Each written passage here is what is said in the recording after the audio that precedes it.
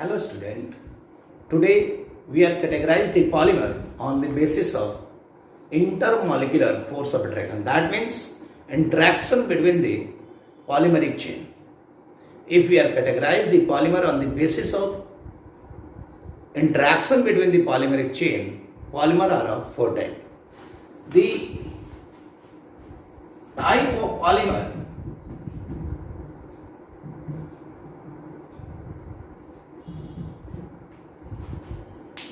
here on the basis of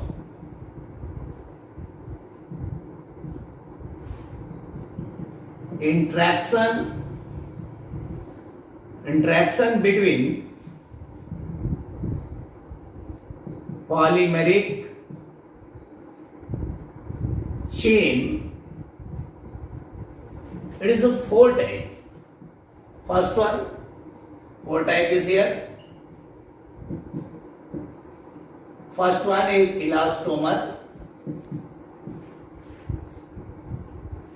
Second one is fiber. Third one is thermoplastic.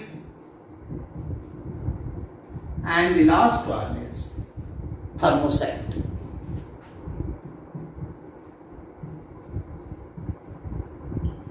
Thermosets. So we are discuss these all four types one by one. Here first we are taking elastomer. What is elastomer? Elastomer, the type of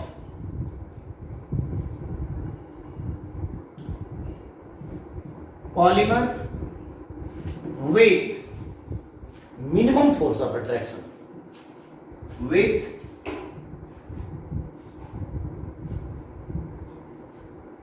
force of attraction between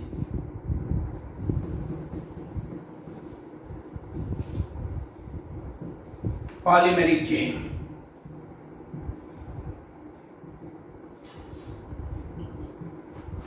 अब देखिए बेटा, अगर इनका force of attraction minimum होगा तो दो तीन बातें तो क्लियर हो गई।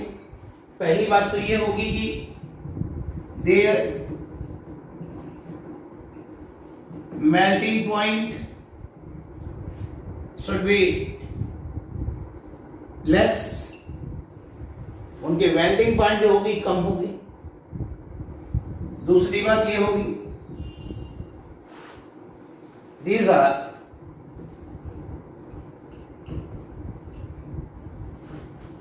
weak polymer,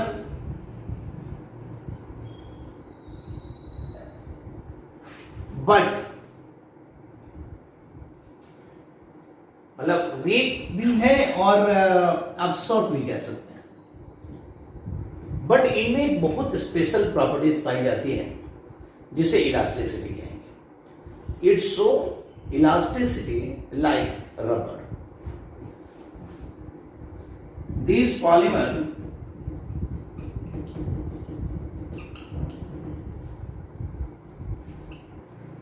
has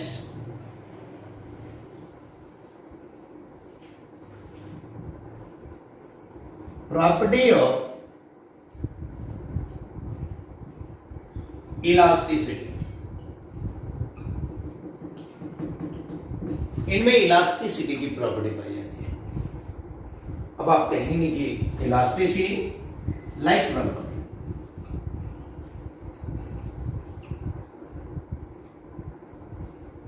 अब ये देखिए कि इसमें क्या होता है। रबर में एक प्रॉपर्टी पाई जाती है इलास्टिसिटी। इलास्टिसिटी का मतलब होता है the property due to which a body regain its original shape just after the removal of deforming force. कोई भी बॉडी ऐसा जिसपे कि मतलब पहले से जैसे कोई फोर्स लगाते हैं वो डिफॉर्म हो जाता है। जैसे एक बॉल है उसको दबाइए और वो डिफॉर्म हो जाता है। जैसे ही अगर आप उसे छोड़ते हैं और वो अगर अपना पूरा पहले जैसा शेप गेन कर रहा है तो इस प्रॉपर्टी को हम लोग जो बोलते हैं इलास्टिसिटी। और इन इस प्रकार के इलास्टोमर, इस प्रकार के पॉलीमर में ये प्रॉपर्टी पाई जाती है। मतलब हम कह सकते हैं इलास्टिसिटी का मतलब क्या होगा? Elasticity that means the property due to which the body regain its original shape just after removal of deforming force. Just after removal of deforming force.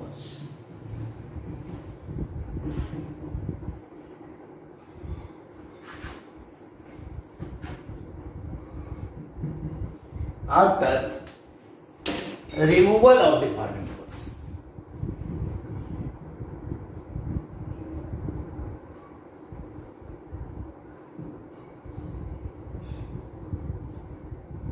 इसका एग्जाम्पल अगर देखेंगे बेटा, बहुत प्यारा प्यारा एग्जाम्पल है। दो तो बहुत इंपॉर्टेंट है।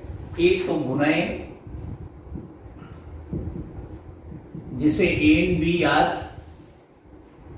या एक्राइलोनाइट्राइल ब्यूटाडाइन रबर कहते हैं, या फिर हम कह सकते हैं SBR यानी बुना SBR, ये होगा स्टाइरीन ब्यूटाडाइन रबर। ये दोनों ही इसके बेहतरीन एग्जाम्पल हैं इलास्टोमर्स के। नेचुरल में तो रबर है। दूसरा, यदि हम फाइबर लेते हैं तो fibre is very important class of polymer, और हम तो कहें कि it is one of the most usable type of polymer of this class. अब आप ये देखिए कि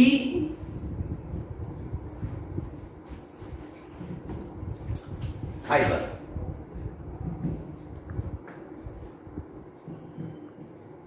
the type of polymer which has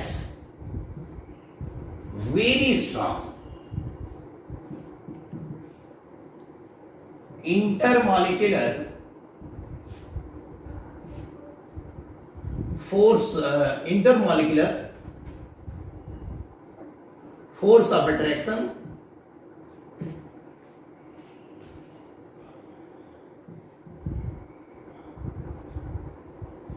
between polymeric chain।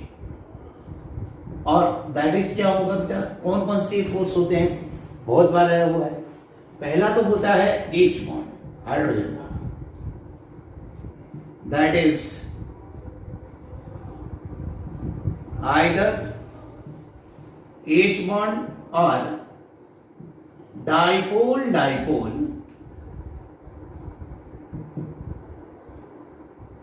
Van der Waals force of attraction. अब ये देखिए, इसकी वजह से क्या होता है कि स्ट्रॉन्ग फोर्स होने की वजह से इसमें बहुत सारा प्रॉपर्टी इंप्रूव्ड होता है। पहली बात कि इसकी मेल्टिंग पॉइंट जो होती है शार्प और हाई हो जाती है। प्रॉपर्टी अगर इसकी देखें, the melting point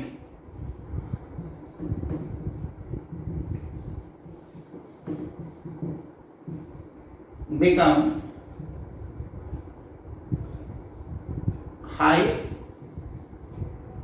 and sharp।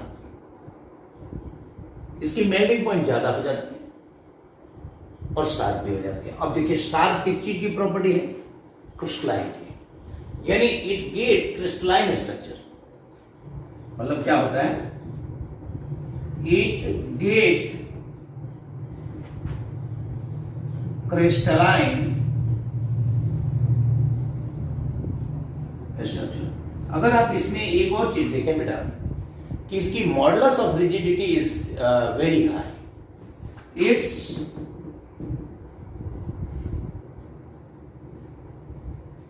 Modulus of rigidity is very high. अब देखिए बेटा, अगर मॉडुलस ऑफ रिजिडिटी हाई हो गई तो दो बातें तय हो गई कि ये हार्ड भी होगा और रिजिड भी होगा। It is hard and rigid, it is hard and rigid. अच्छा, एक और बात हो गई कि the tensile strength of fibres is very high. इसका जो टेंसाइल स्ट्रेंथ है वो बहुत ज्यादा होता है। और इसका बहुत अच्छा एग्जांपल है आपके पॉलीएमाइड जो होते हैं, पॉलिस्टर हो गया, जैसे टेरेलिन कहिए, या पॉलीएमाइड हो गया, नायलॉन, ये सब फाइबर के एग्जांपल हैं जो कि बहुत मतलब vast usable in our daily life. बहुत ज़्यादा इनका यूटिलाइजेशन है हमारे रोजमर्रा के लाइफ में। तो कहने का मतलब ये है कि this polymers have very high tensile strength। इसका एग्जांपल जैसा कि मैं बता रहा हूं आपको, इसका एग्जांपल आपके पास है nylon 6/6, Terylene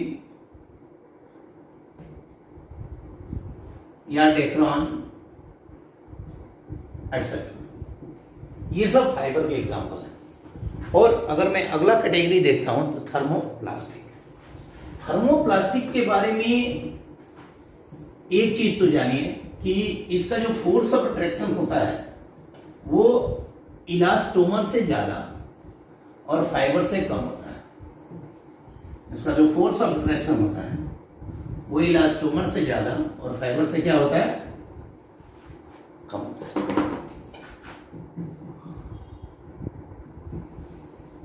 thermoplastic,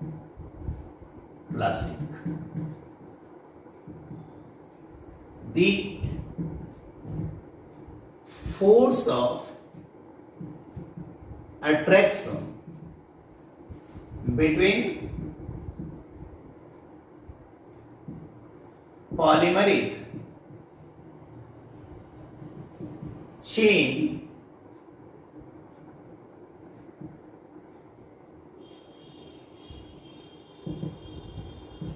is more than elastomer but less than 5।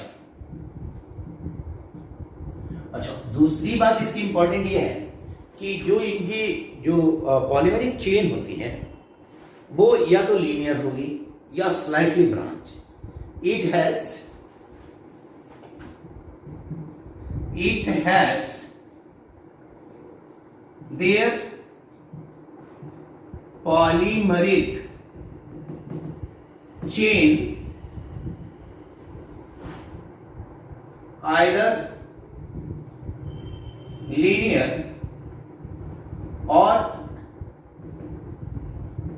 slightly branch। वो थोड़ा ब्रांच हो सकता है।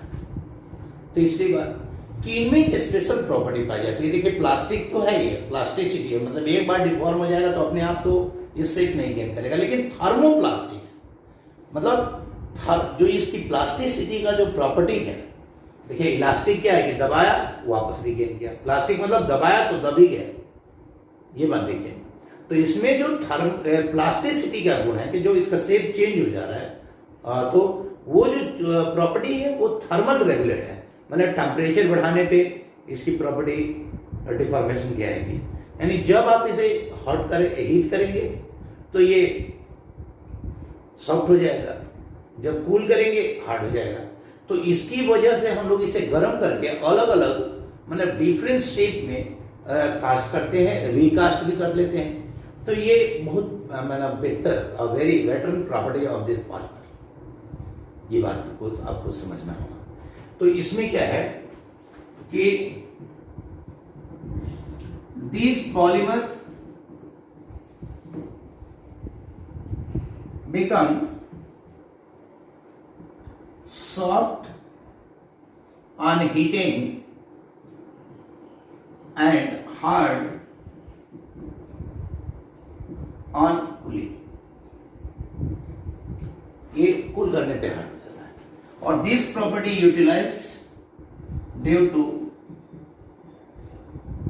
above properties, these polymer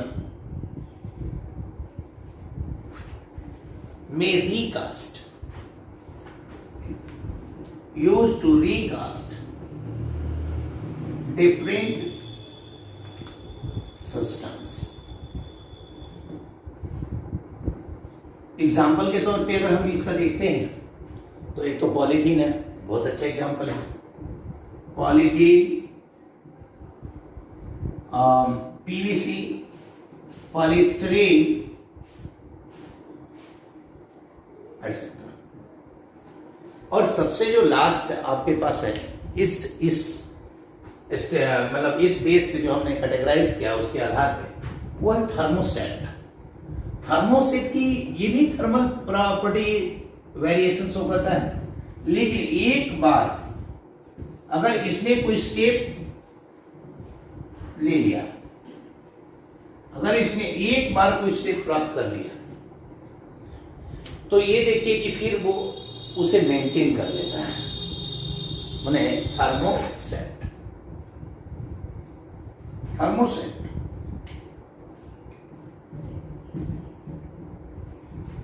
those polymer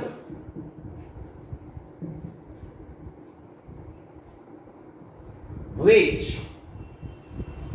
are once get any structure, then maintain it, maintain it is called thermoset. अब आप कहेंगे कि ऐसे क्यों, ऐसा क्यों करता है? Because it acquire cross link bond, it form cross link bond between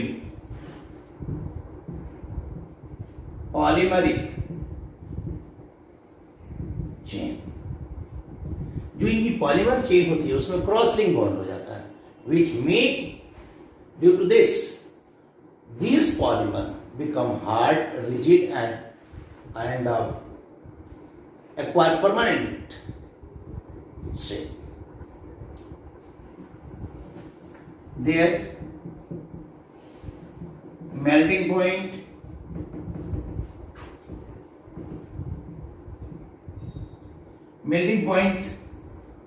की तो बात ही नहीं कर सकते इसमें, क्योंकि ये तो एक बार जब मेल्ट ही नहीं करेगा, एक बार जो एक्वायर कर लेगा, जो शेप ये एक्वायर कर लेगा उसे मेंटेन किए रहेगा। ये बात समझ लीजिए। तो they are hard, this polymer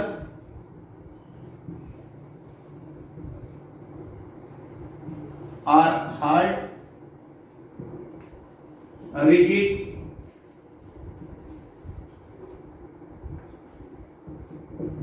इसका जो एग्जाम्पल है बताइए वो है melamine, formaldehyde, Bakelite,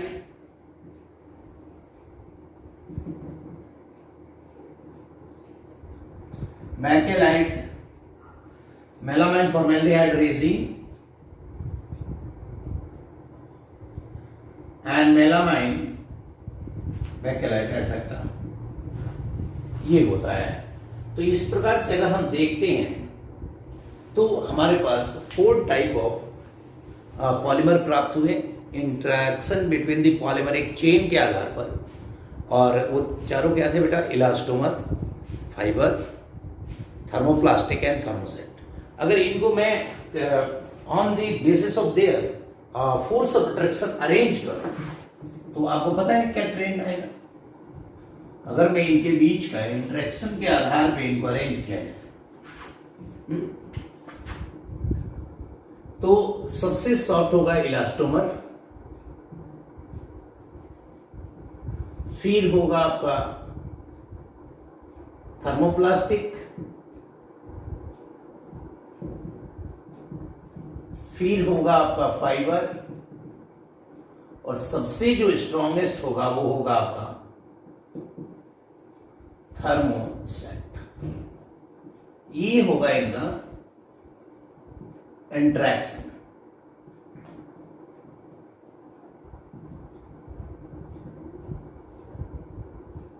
between polymeric chain, ये इनका ट्रेंड है बेटा। इस आधार पे अगर हम कैटेगराइज करें तो ये इसका ट्रेंड है।